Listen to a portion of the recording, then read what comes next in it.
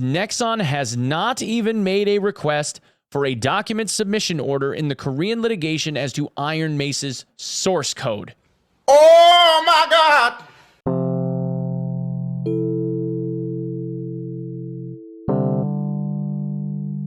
Hey, what's up, everybody? My name is Onepeg. In this video, we have a defendant replying to the plaintiff's opposition to the motion for dismissal under forum nonconvenience. Now, that, again, is a mouthful, so I will try to frame this up as quickly as I can. Nexon is suing Ironmace in United States and Korean courts simultaneously over the allegation that Nexon believes Ironmace Games created Dark and Darker using Nexon's stolen IP from a project called Project P3, in which 10 members of the Project P3 team quit and created Ironmace Games to generate Dark and Darker. That's kind of the long and short of it. Since then, we have two simultaneous cases going on in Korea and in the United States, basically arguing over the same things at the same time, with the Korean court ever so slightly ahead of that of the US.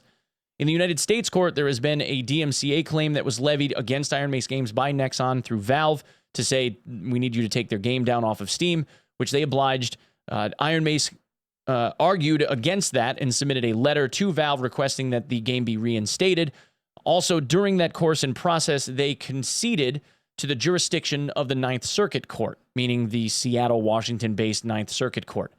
Now, having done that, Nexon alleges that the forum, the place, the court in the United States, the Ninth Circuit Court in the United States, that was Ironmace agreeing that the best possible place to hear this case out is in the United States.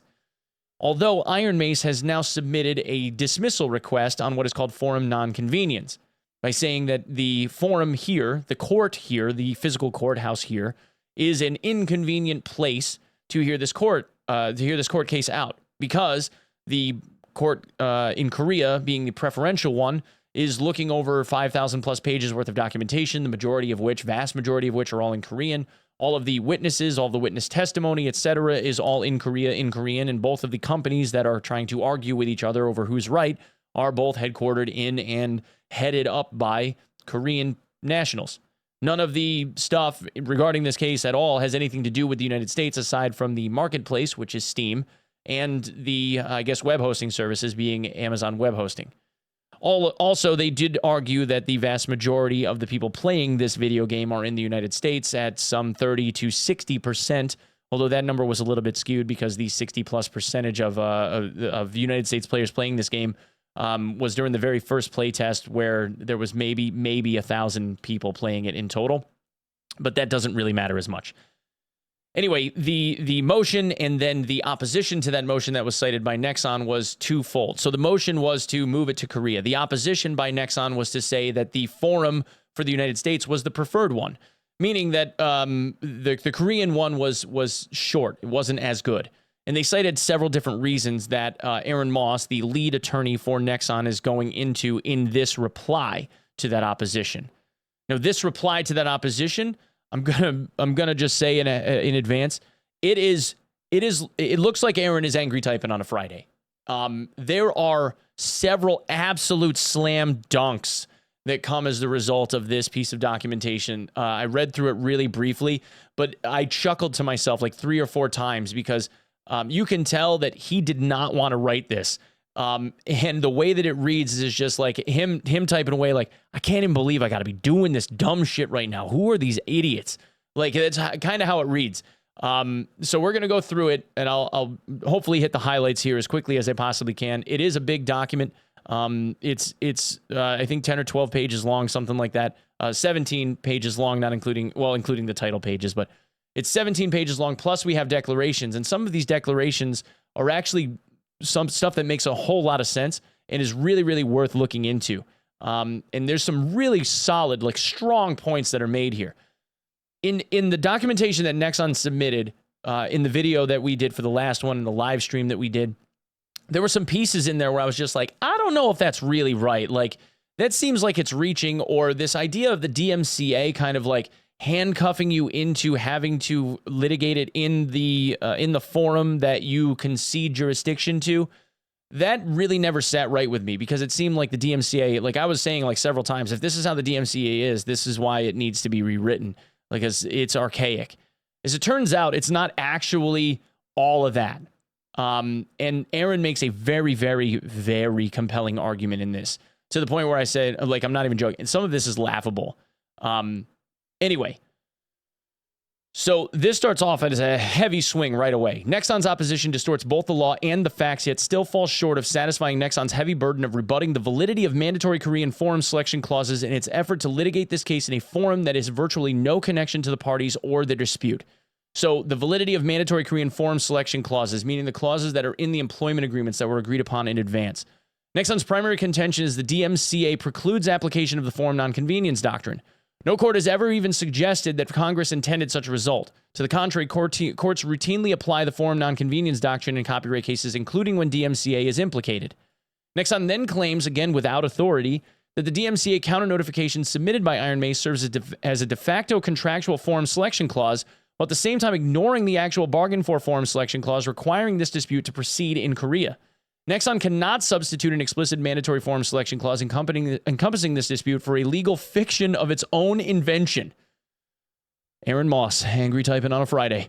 Finally, Nexon argues that U.S. litigation involving exclusively Korean-speaking witnesses living in Korea with all relevant evidence written in Korean somehow presents no burden.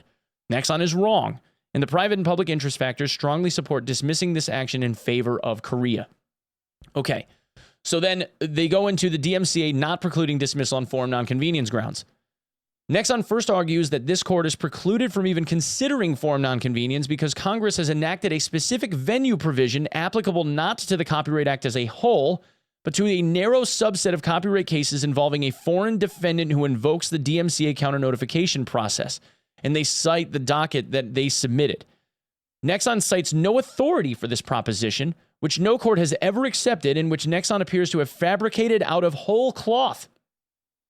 Aaron J. Moss, ladies and gentlemen. There is no dispute that by using the DMCA's counter-notification procedure to contest Nexon's improper takedown of Dark and Darker from Steam, Ironmace was required to affirm that it consents to the jurisdiction of any judicial district in which the service provider Valve may be found. However, subsection 512G3D is a consent to personal jurisdiction, not venue. Now, they go in to show a lot of supporting case law for all of this. But the general idea is saying that when you consent to jurisdiction basically means that you are granting authority, agreeing that the court has authority over the decision-making that needs to be done regarding your rights, up to and not including your rights.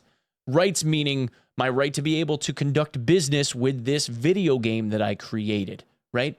You're saying that the court has the authority to make those decisions. That's what you are consenting to. But it's not a consent to venue. And it is a huge reach to say that the court has the authority to make choices, to make decisions that I will abide, and also to say that the court is the most convenient place to have those authority and decisions and whatever made on my behalf. Nexon compounds its error by asserting that Section 512G3D is a specific venue provision, but it's not. That's the argument here. And I agree with that. I completely agree. Because if you think about it, that means that your hands get tied into having to choose between allowing the game to stay down forever or fighting it and potentially being stuffed into a forum that sucks to be in when there's a better one. Like, I could be in the forum right next to my house, or I could be in the forum across the country or in another country when I could just be arguing the same case right here next door. You can't tell me that the court next door to my house is a less convenient forum than a court several countries away. Anyway, Nexon analogizes the DMCA, I almost lost that one, to the Jones Act, to the FILA, claiming that the counter-notification provision is the same as a mandatory statutory venue provision that precludes a forum nonconvenience inquiry. But that's not true. And then they go through and they show why. There is nothing about the counter-notification subsection of the DMCA that indicates Congress spoke to and rejected the application of forum nonconvenience to a suit arising under DMCA. Indeed, Nexon's claims don't even arise under DMCA, and they don't because it's copyright in general. They arise under the Copyright Act more generally, which the Ninth Circuit has held is not the type of statute that forecloses application of a forum nonconvenience. It strains credulity to believe that Congress intended to reject the application of forum nonconvenience not as to the Copyright Act as a whole, but only as to a single subsection applying to counter notifications under the DMCA. Aside from the fact that the counter notification subsection is not a venue provision, let alone a mandatory venue provision, it defies logic to conclude that a tool designed to protect victims of wrongful takedown notices is actually a hidden booby trap, forcing them to defend against bad faith actors in an inconvenient forum.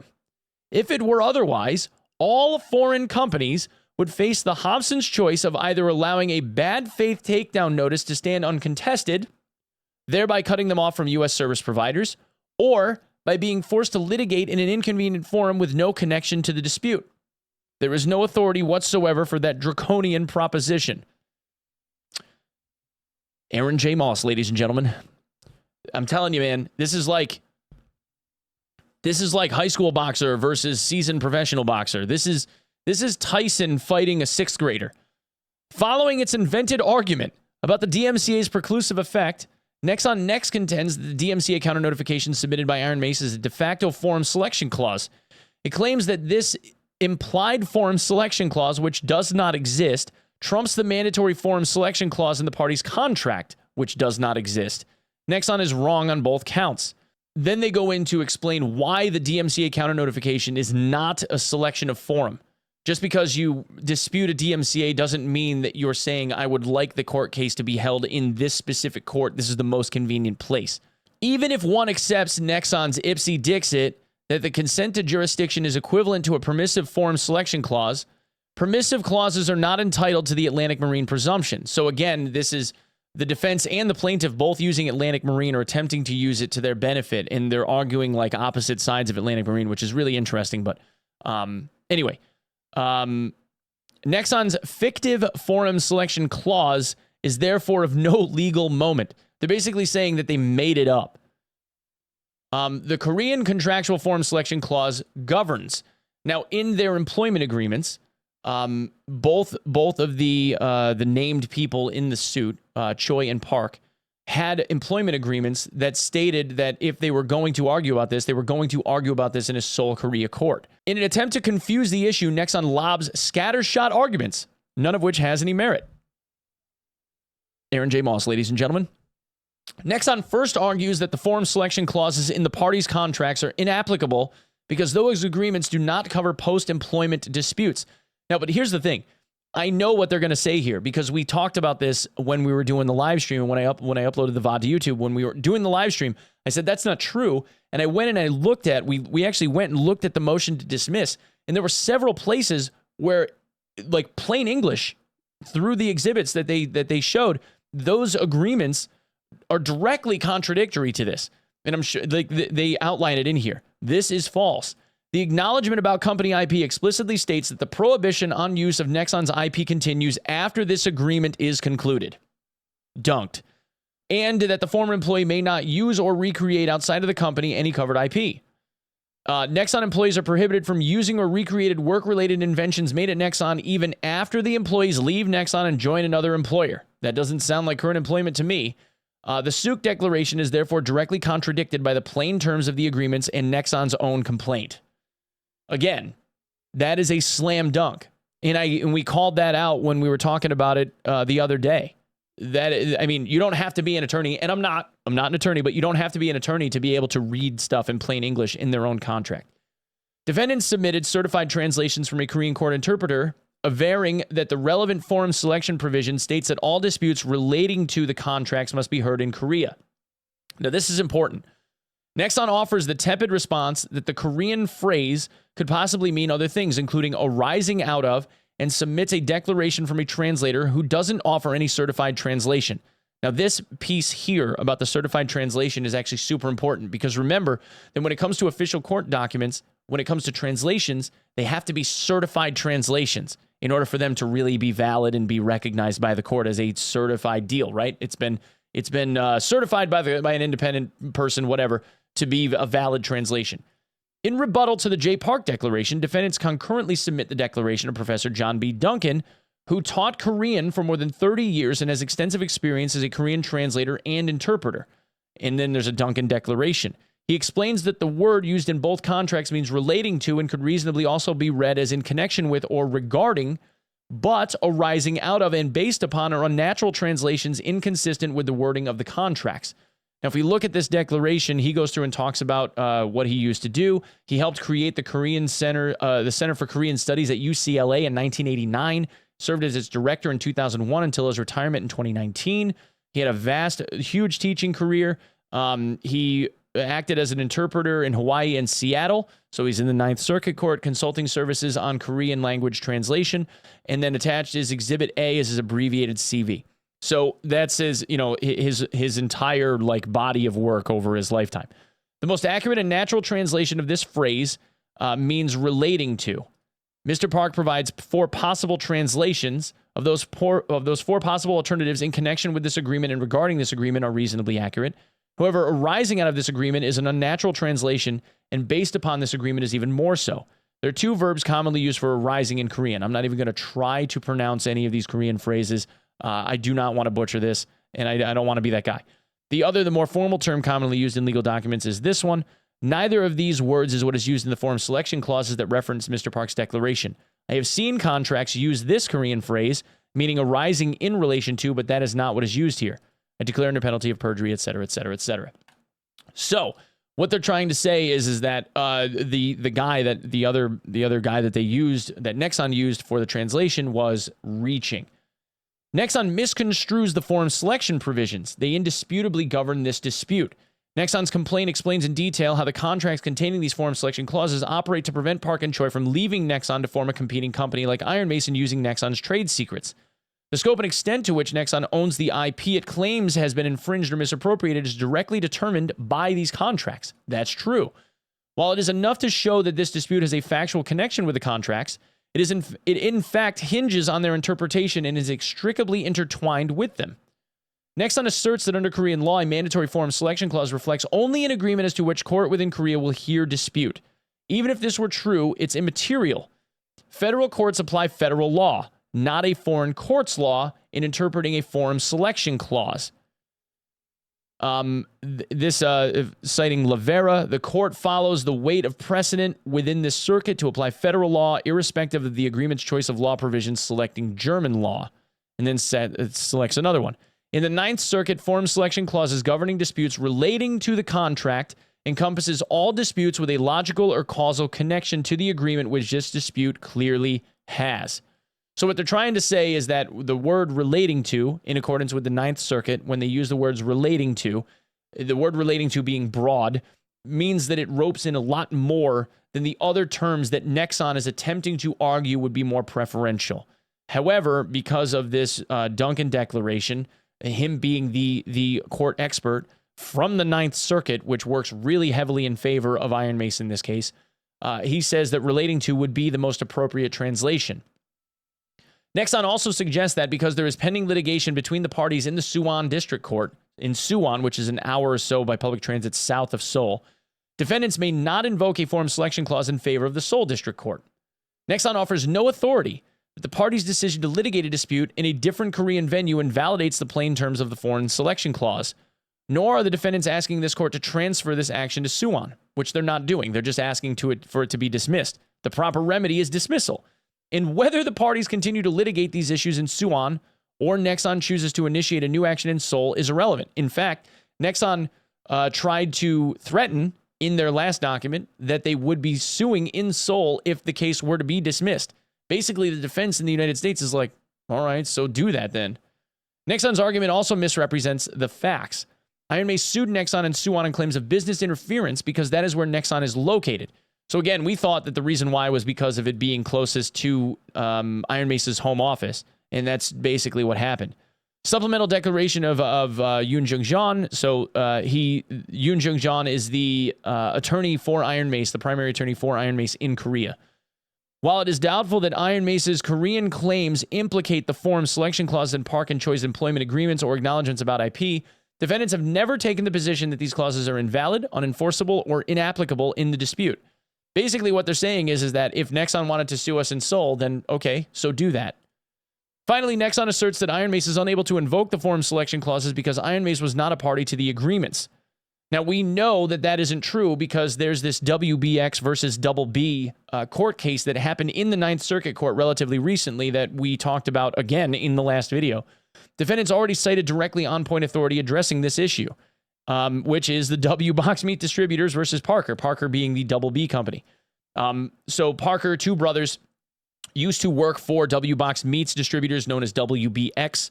Parker and his brother stole a bunch of IP out of their computer servers and started a competing company called Double B.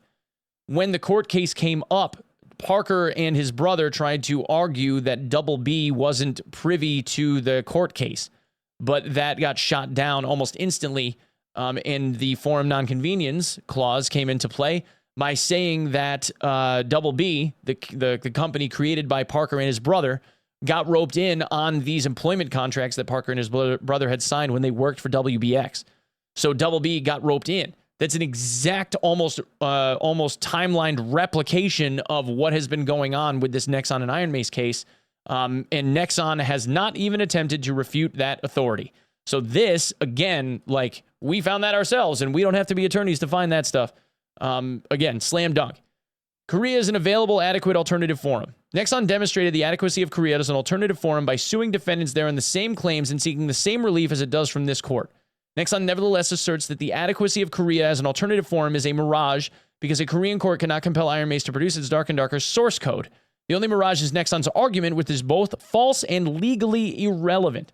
So what they're trying to say, and this is true, Ironmace did levy suit. They tried to levy suit to keep Nexon from continuing to do shitty things to them in court. Nexon countersued for the same DMCA claims in Suwon. So Nexon already kind of chose the forum because they're fighting this in the Suwon court right now. As a threshold matter, courts routinely hold that a foreign forum is not inadequate because depositions are not available or because it provides more limited discovery tools than the home forum. Now, this isn't even the primary argument here. We're going to get to that in a second, and that one's a bear, by the way. Courts, as a threshold matter, they're trying to say that the United States has already decided that just because another country has an inadequate discovery process compared to that of the United States, at least in the United States' eyes, that can't hold any merit to whether or not a motion is granted or dismissed. And that has precedent.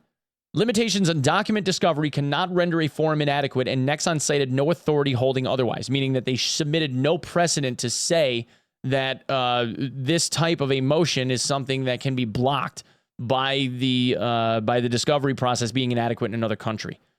Even if it were true that Nexon could not obtain Ironmace's source code in Korea, that is merely a discovery impediment. It does not preclude any relief whatsoever.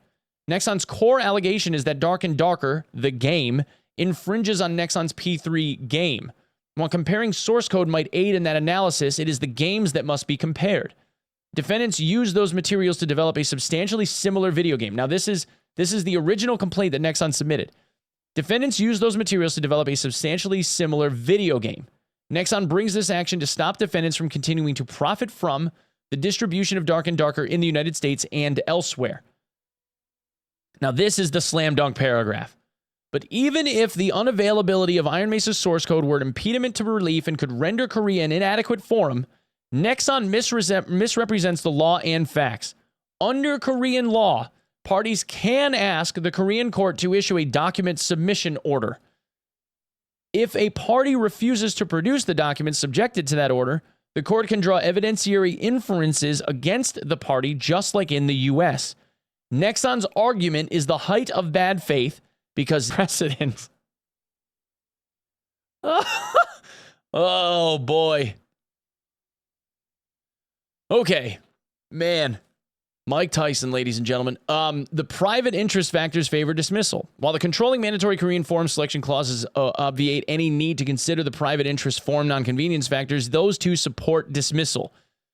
Nexon has no persuasive arguments to the contrary.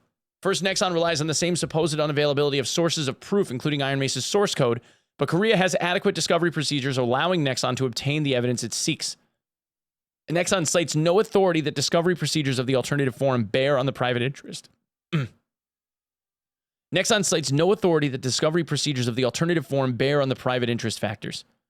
Second, Nexon dismisses the convenience of the parties and the location of witnesses, arguing that they can be compelled to travel to the U.S. or otherwise testify remotely. But given the reduced, and then they cite Knox versus Creamworks, given the reduced deference due the non-resident plaintiff's forum choice, the inconvenience to the defendants and witnesses is particularly salient. Indeed, because defendants seek to dismiss this action in favor of the forum where all parties are headquartered, that alternate forum would increase the convenience for both parties. And I mean, like, you can't really deny that, because they're trying to say that the only parties available in the United States that are like native to the U.S. is Amazon Web Services and Steam.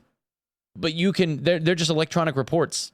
So, like, this is not a case in which witnesses are scattered around the globe and where defendants would need to identify specific witnesses who could not otherwise be brought to the U.S. to court to could weigh their relative distribution and importance.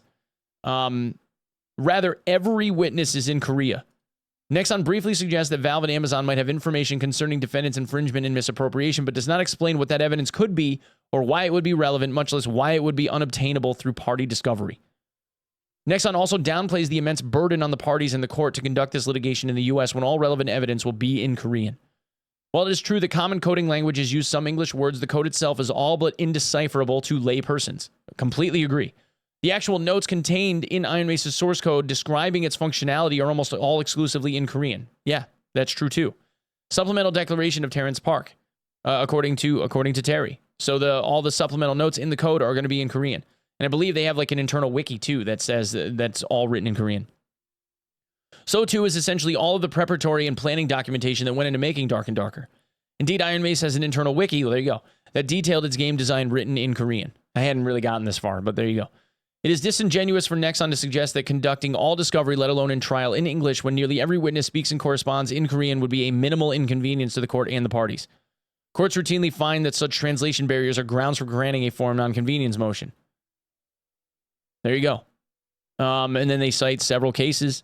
All the evidence relating to proof of damages in Taiwan, where overwhelming majority of claimants reside, and the difficulties adjudicating these foreign damage claims would be compounded by the presence of language barriers and the necessity for translation. Public interest factors favor dismissal. Nexon relies exclusively on Lang Van Inc. versus VNG Corp. for the proposition that copyright infringement cases involving infringement directed toward the United States are more amenable to suit in the United States. But Lang Van is a case about personal jurisdiction, and its entire discussion about conduct purposely directed toward the United States was in the context of the Calder effects test for establishing personal jurisdiction over a non-resident defendant. The Ninth Circuit only briefly addressed the defendant's argument about forum nonconvenience and simply noted that the plaintiff was a forum resident, and so the alternative forum would have been inconvenient, meaning that the plaintiff lived around the court, and Vietnam was not an adequate alternative because Vietnamese courts had no experience litigating IP disputes. Vietnamese civil and criminal courts are not a realistic avenue for copyright owners. To date, there have been relatively few civil court actions involving copyright infringement in Vietnam. Lang Van did not even discuss the public interest factors. By contrast, Creative Tech, cited in defendant's motion, is directly on point. Nexon has no response other than the claim in a footnote that the case found no similar targeting of the United States. But that isn't true. The court did find the defendant distributed allegedly infringing products in the U.S., including through the defendant's U.S.-based subsidiary. Creative Tech, describing how the defendant marketed its product in the United States. The court then squarely addressed the argument that the U.S. has a strong public interest in resolving this copyright claim. It held that federal copyright laws do not serve this purpose of protecting consumers. They are designed to protect the property rights of copyright owners. As such, the key interest in the dispute lie with the foreign corporations, not the American public. So too here. The people of Washington have no interest in protecting a foreign conglomerate's IP in a foreign dispute. There you go. Even if directing conduct at the United States could give Washington an interest in intellectual property dispute between non-residents, Nexon grossly overstates the purposeful direction. Ironmace developed Dark and Darker for a global audience, as nearly all video games are released worldwide, and the U.S. is the third most populous country in the world.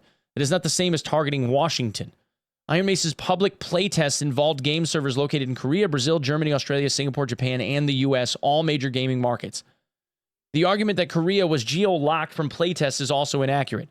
Now, it was only the last playtest, and only because they had to, because Korean law made them do it.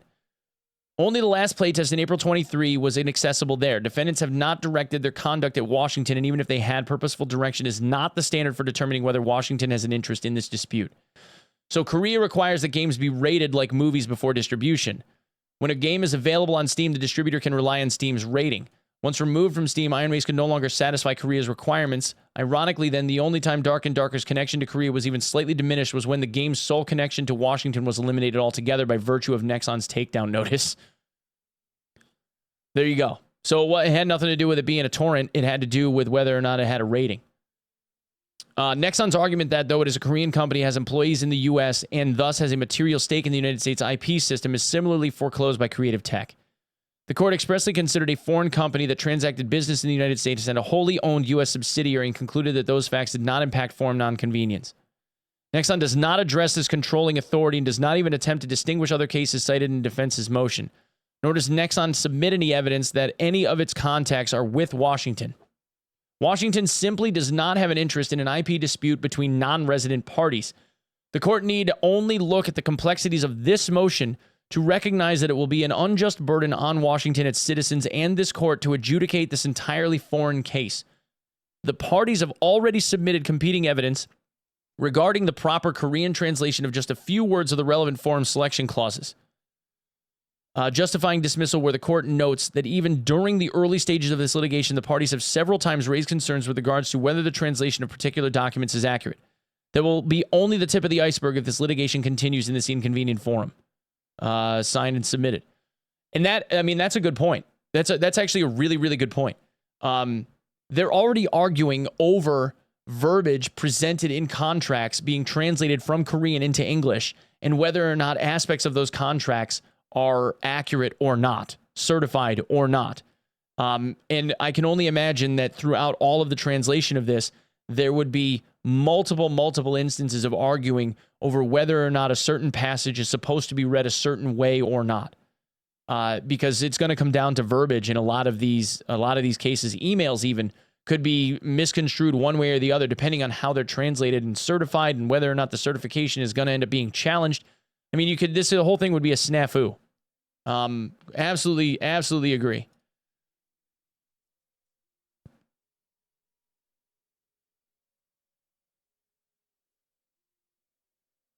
Okay, there are several pieces of supplemental documentation from Terry Park, Gyuhoo Lee. Gyuhoo Lee is, let's see, who is he? He's a tenured professor at Chungang University School of Law in Seoul, Republic of Korea. A classic jurist in the civil law tradition. Hold an LLB and LLM from Yonsei University College. I was a visiting researcher at Georgetown University Law Center from 94 to 95 and a visiting scholar at Washington University School in 2014. He leads various organizations for IP law, private international law, civil procedure, and cultural property law. Let's see. Written numerous Korean or English articles and book chapters related to IP laws attached to my declaration. I have taught several classes at the WIPO Summer School in Daejeon, South Korea since 2018, an intensive unfair competition law class for KIPO officials from July 30th to August 1st of 19.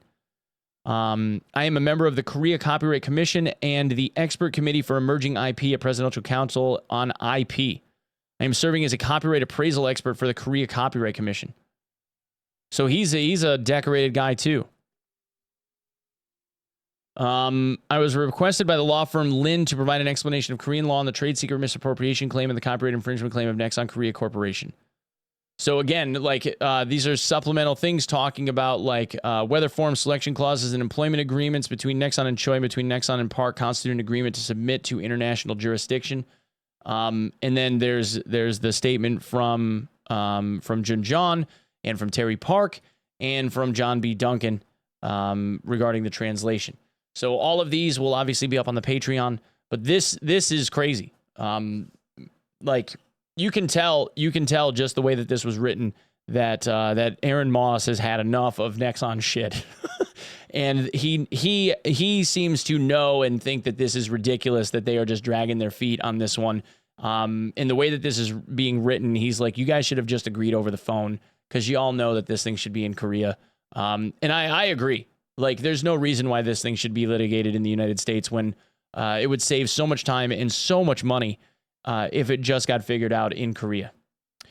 If this does get dismissed, though, that would mean that the DMCA no longer applies. Now, as is my understanding, okay, and again, not a lawyer, but there's an important thing to take away from this. There is no reason why the United States would recognize anything going on in Korea or any other country. The DMCA is a United States law. It's a United States statute.